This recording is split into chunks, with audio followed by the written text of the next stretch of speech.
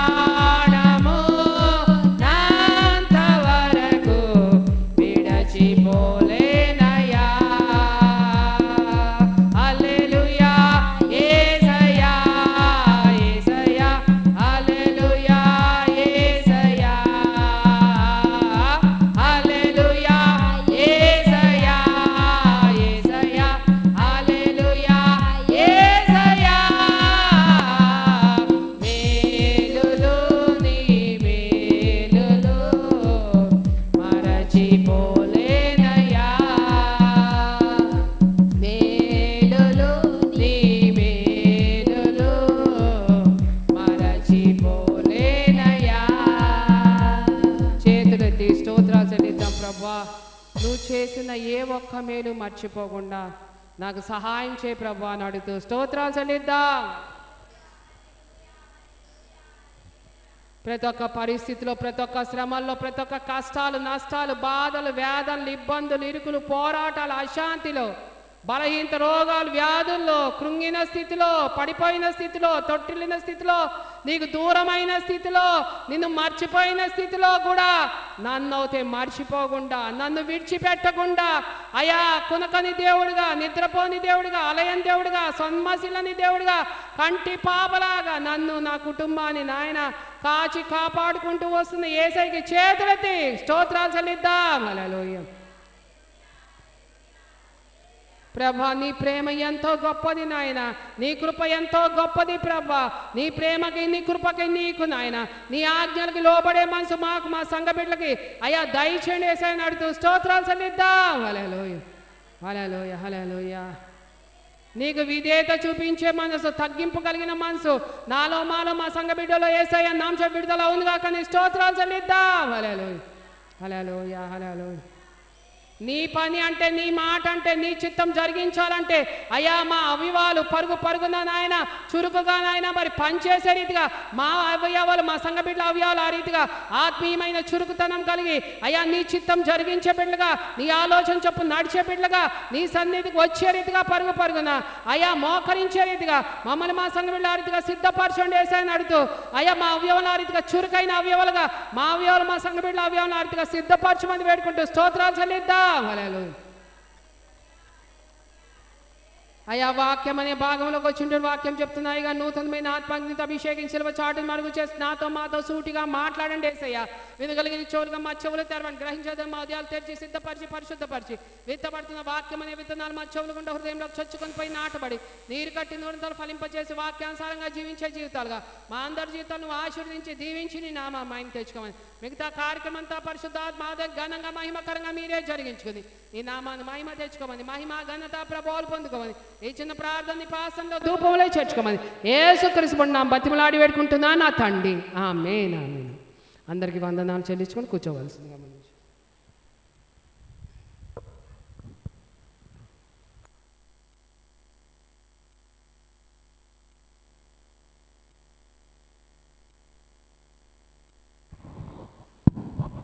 హల్లెలూయా. పేట మీ అందరికీ ఉదయపూర్వకంగా వందనాలు. వాక్యంలోకి వెళ్దాము. గత వారంలో కొన్ని విషయాలు జ్ఞానించుకున్నాం. యోహాను పత్రికలో 15వ అధ్యాయంలో 21 వరకు మనము ఆ విషయాన్ని జ్ఞానించుకుంటూ ముందుకు వెళ్ళాము. మరి ఇప్పుడైతే 22వ వచనం, 22, 23, 24, 25, 27 వరకు చెప్పుకొని లాస్ట్ ముగింపు ఇవి. వీటిల్లో కొన్ని వచనాలు, నేను వచ్చి వారికి బోధింపకున్న ఎడల వారి పాపము లేకపోనా, ఎప్పుడైతే వారి పాపములకు మిషం లేదు. నన్ను దేశించిన వాడు నా తండ్రిని కూడా దేశించుతున్నారు. ఎవడైనాను చేయని క్రియలు నేను వారి మధ్యన చేయకుండా ఎడల వారికి పాపం లేకపోవునా, ఇప్పుడైతే వారు నన్ను నా తండ్రిని చూసి దేశించుతున్నారు. అయితే నన్ను నిర్ధానికుడుగాను దేశించేది అని వారు ధర్మశాస్త్రంలో రాయబడిన వాక్యమును నెరవేరినట్లుగాను ఇది జరుగును. తండ్రి యొద్ద నుండి మీ యొద్దకు నేను పంపబోయే ఆదరణకర్త అనగా తండ్రి యొద్ద నుండి వచ్చే బయలుదేరే సత్యస్వరూపమైన ఆత్మ వచ్చుచుతున్నప్పుడు ఆయన నన్ను గురించి సాక్ష్యం ఇచ్చును. మీరు మొదటి నుండి నా యొద్ద ఉన్నవారు కనుకను మీరు సాక్షులు అవుతారు. ఇక్కడ చూసుకుంటే ఎవరినైనా కానీ ఎవరికైనా సరే బోధించకపోతే, వారికి ఏది చెప్పకపోతే, వారికి ఏది తెలియకపరచకపోతే వారు పాపంలోనే ఉండిపోతారు. వాళ్ళ పాప క్రియల్లోనే కొట్టుకుపోతారు. అందుకనే కొంతమందికి పాపము ఇది చెయ్యొద్దు, ఇది నువ్వు నడవద్దు, ఈ పని నీకు మంచిది కాదు అంటే వారికి కోపం వచ్చి మనల్ని దేశిస్తారు. యేసు ప్రభువుని కూడా మంచి చెప్పడానికి వచ్చాడు కానీ చెడిపోమని చెప్పలేదు. మీ జీవితాన్ని పాడు చేసుకోమని చెప్పడానికి రాలేదు. దేవుడు ఈ విషయంగా ఎందుకు చెబుతున్నాడంటే, చాలామంది ఏం చేస్తారంటే సాగులు చెప్పుకుంటూ పోతారు, ఏదో ఒక సాగులు. ఈ సాగుల వల్ల వారే జీవితానికి శాపగ్రస్తులుగా అయిపోతారు, వారే జీవితానికి నాశనం తెచ్చుకున్న వారుగా అయిపోతారు. ఈ సాగులు చెప్పడం వలన, ఈ సాగులు చెప్పి వారి జీవితాన్ని పాడు చేసుకుంటున్నారు. వారి జీవితాన్ని వారే నశింప చేసుకోవటానికి ఈ సాగులు చెప్పుకుంటూ, సాగుల వల్ల చెప్పడం వలన పాపం ఎక్కువగా పెరుగుతుంది కానీ పాపము తగ్గదు. పాపంలోంచి విడుదల పొందుకోవడానికి క్రీస్తు వచ్చి బోధిస్తున్నాడు. ఇది చాలామంది అర్థం చేసుకోలేక, దేవుడి బోధన వినక, దేవుడి బోధనలోకి ఉండక, దేవుడు బోధిస్తున్న బోధనకి విధేయతలు కాక, దేవుడు బోధిస్తున్న బోధనకి లోబడకుండా ఇష్టానుసారమైన జీవితాలు జీవిస్తూ ఉంటారు ఒక్కొక్క వ్యక్తి, ఒక్కొక్క మనిషి. ఆ మనిషిలో ఉన్నది ఏంటంటే, అతనిని నాశనం చేసి పాడి చేసే ఆత్మ అతని జీవితంలో ఉదయంలో ఉంటుంది. కాబట్టి అతను అనేక విధానంగా దేవుని వాక్కుని వినకుండా, దేవునిలో సావాసం లేకుండా, ఎప్పుడు అతనిని ప్రేరేపించేది నాశనం నీకు తీసుకువెళ్ళేదే ప్రేరేపిస్తుంది. అతని జీవితాన్ని బాగు చేసేది కాదు. అందుకే దేవుడు అక్కడ అంటాడు, ఏమన్నాడు 22వ వచనం, 15:22 యోహాను పత్రికలో,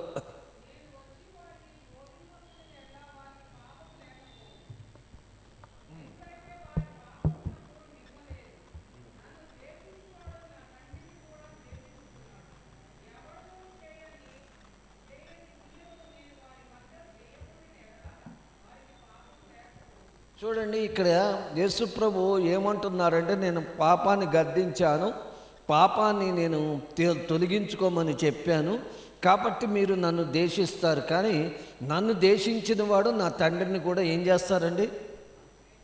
దేశిస్తారు. మీరు ఇది ఒకటి గుర్తుపెట్టుకోండి. సేవకుల్ని దేశించటం వలన, సేవకుల్ని దేశించడమే కాదు, పరలోకంలో ఉన్న యేసుక్రీస్తుని కూడా మీరు దేశించుతున్నట్టు లెక్కే. ఎదుర్కొన్న సేవకులు మేము దేశిస్తున్నాం.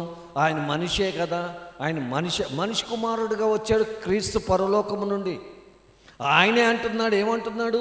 నన్ను దేశించిన వాడు ఎవరిని దేశిస్తున్నారండి?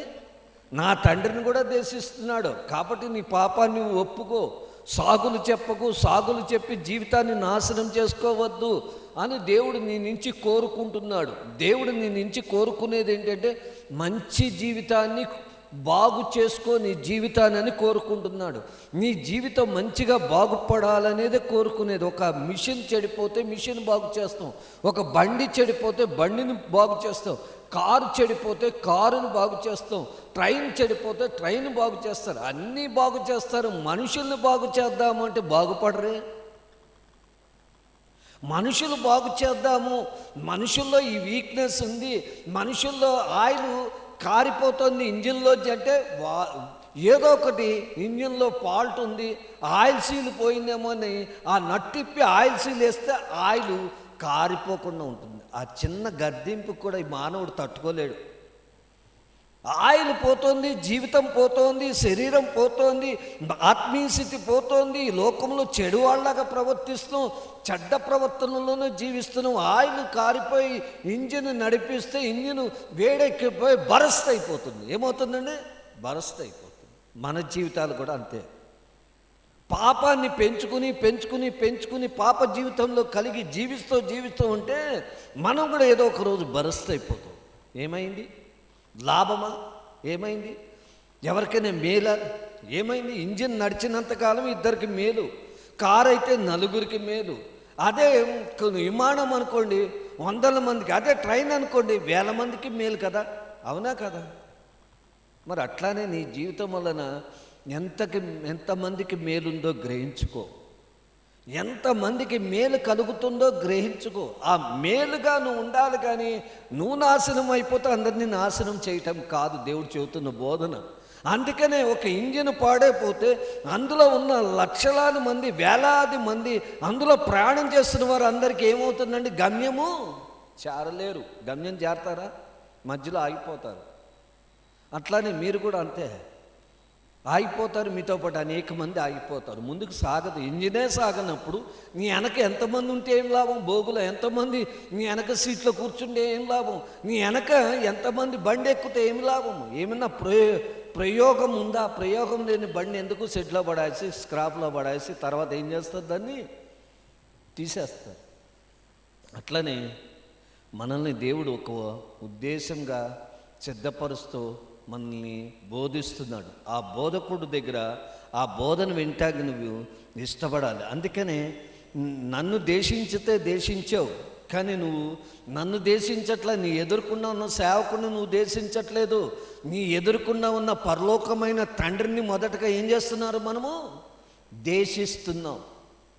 అందుకని అక్కడ యేసుక్రీస్తు ఒక మాట రాయబడిన మాట ఎందుకు అంటే, మరి 23లో అన్నాడు, 24లో ఏమన్నాడు? ఎవడైనాను చెయ్యే క్రియలు నేను వారి మధ్యన చేయకుండా ఉన్న ఎడల వారికి పాపం లేకపోయినా చెయ్యాలి. నేను ఆ క్రియలు చెయ్యాలి. నాకు ఇచ్చిన అవకాశాన్ని నేను జరిగించాలి, నేను ఓర్చుకోవాలి, సహించుకోవాలి, నడవాలి, నడిచి వాళ్ళని బాగు చేయాలి. వాళ్ళని బాగు చేసి వాళ్ళని పాపము నుంచి విడిపించాలి, అతిక్రియల నుంచి విడిపించాలి. తండ్రితో నేను ఐక్యత ఉన్నాను కాబట్టి, తండ్రితో నేను కలిసి ఉన్నాను కాబట్టి, తండ్రితో నేను నడుస్తున్నాను కాబట్టి, తండ్రి నాకు చెప్పాడు కాబట్టి, తండ్రి ఈ లోకంలోకి నన్ను పంపించి పని జరిగించమన్నాడు కాబట్టి నేను చెయ్యాలి. అది ఒక విషయాన్ని మీకు చెబుతాను. కారు కొనుక్కున్నాం. కారు ఫ్యాక్టరీ వాడు తయారు చేసి కారు బయటకు పంపించేసి నేను నడవనంటే ఏమైనా పనికొస్తుందా? ఎందుకు కొన్నామో అనుకుంటాం. అట్లనే మనిషిని దేవుడు తయారు చేసి ఈ లోకానికి పంపించిన తర్వాత మనం ఎందుకు పనికిరాని వాళ్ళగా ఉంటే ఏమన్నా లాభమా? ఎవరికి ప్రయోజనం లేని వారి జీవితంగా ఉంటాం. అందుకనే తండ్రితో ఐక్యతగా ఉన్నాడు కాబట్టి తండ్రి చిత్తాన్ని నెరవేర్చడానికి ఉన్నాడు. చాలామంది దేవుని పరిచర్య కానీ, దేవుని పని కానీ, దేవుని చిత్తం కానీ, దేవునికి ఆలోచన ప్రకారం కానీ నడవటానికి ఇష్టపడరు. సాగులు చెప్పుకుంటూ దాటిపోతుంటారు. ఈ సాగులు చెప్పడమే పాపం అండి. ఈ సాగులు చెప్పడం అనేది చాలా పాపము. అందుకని ఇక్కడ అంటున్నాడు, సాగులు చెప్పి పేత వస్త్రములు ధరిస్తున్నాం. సాగులు చెప్పి ఏం వస్త్రాలు ధరిస్తున్నాం అండి? పేత వస్త్రాలు. అంటే ఏంటి? పేత వస్త్రాలు అంటే ఏంటి? ప్రాణం లేని దానికి వేసే వస్త్రాలు. మనకి ప్రాణం ఉందా కూడా సాగులు చెప్పుకుంటూ పేత వస్త్రములు ధరిస్తున్నాం. రక్షణ వస్త్రాన్ని తొలగించేసాం, రక్షణ వస్త్రాన్ని తీసేసాం. రక్షణ వస్త్రం విలువైనది తీసేసి నీ ఒంటి మీద విలువైన వస్త్రం ఎప్పుడైనా ఉందనుకోండి, అప్పుడు ఆ వస్త్రాన్ని తీసేసి ఏ వస్త్రం వేస్తారండి? పేత వస్త్రం వేస్తారు. ఇంకా ఆ వస్త్రం ఇంకా రాదు, సమాధిలో కలిసిపోతుంది. అంటే ఏంటి? సాగులు చెప్పిన వాళ్ళు ఎవరైనా సరే పేత వస్త్రాలను వేసుకుంటున్నారు. ఇది వాక్యంలో డైరెక్ట్ చెప్పబడిన మాట నేను మీకు చెబుతున్నాను. ఎందుకంటే దేవుడితో ఐక్యత లేనందుకు. యేసుక్రీస్తు ఐక్యత కలిగి ఉన్నాడు కాబట్టి, యేసుక్రీస్తు తండ్రితో ఐక్యత ఉన్నాడు కాబట్టి ఆయన విలువైన వస్త్రాన్ని మనకి ఇచ్చి వెళ్ళాడు. ఆయన ఏమిచ్చాడండి? ఆయన వస్త్రాలు ఏం చేసుకున్నారు? చిట్టీలు వేసుకుని పంచుకున్నారు కదా. ఆ వస్త్రం, విలువైన వస్త్రం మనకి ఇచ్చాడు. ఆ వస్త్రాన్ని తొలగించేసుకుని మన పేత వస్త్రాలు వేసుకుంటామా? సజీవులమా మనము? మరి ముచ్చింజేడిగా దేవుడు లేచిన వాడు, పాపాన్ని నుంచి జయించిన వారం. పాపం నుంచి ఏం చేశామండి మనము? జయించిన వారం. కానీ సాగులు చెప్పుకోకుండా ఉండాలని ప్రభు పేరట మనవి చేస్తున్నాం. సాగులు చెప్పిన వాడు పాపమే అంట. సాగులు చెప్పుకుంటూ గడిపేవాడు పాపంలో జీవిస్తూనే ఉంటాడట. సాగులు చెప్పుకున్నవాడు అతిక్రమంలో జీవిస్తూనే ఉంటాడట. సాగులు చెప్పుకుంటూ నడుస్తూ వాడు నిజంగా దేవుళ్ళు లేనట్టే ఉన్నాడు. కానీ సాగులు చెప్పుకుంటూ కాలాన్ని గడుపుకుంటూ వెళ్ళిపోతున్నాడు, రోజును గడుపుకుంటూ వెళ్ళిపోతున్నాడు. అంటే విలువైన వస్త్రం ఆయన మీద లేదు. విలువైన వస్త్రం ఆయన మీద లేదు కాబట్టి సాగులు చెప్పుకుంటూ పోతున్నాడు. అతని జీవితంలో అద్భుతాలు కనపడట్లేదు, దేవుడు చేసే క్రియలు కనపడట్లేదు. దేవుడు అంటేనే అతనికి శత్రువులాగా కనపడుతుంది. దేవుడు అంటే యేసుక్రీస్తు అంటేనే నచ్చదు. ఎందుకంటే మంచి బోధిస్తున్నాం కదా. మంచి బోధిస్తే అంగీకరించరు, మంచి మార్గాన్ని చూపిస్తే అంగీకరించరు. అంటే ఇటు కనపడుతున్న సేవకుడు శత్రువే అవుతాడు, యేసుక్రీస్తు కూడా వీళ్ళకి ఏమవుతారండి? శత్రువుగానే ఉంటారు. అందుకనే వీరిని దేశించారు. అందుకని అయితే ఇక్కడ ఏమన్నాడు 25వ వచనంలో?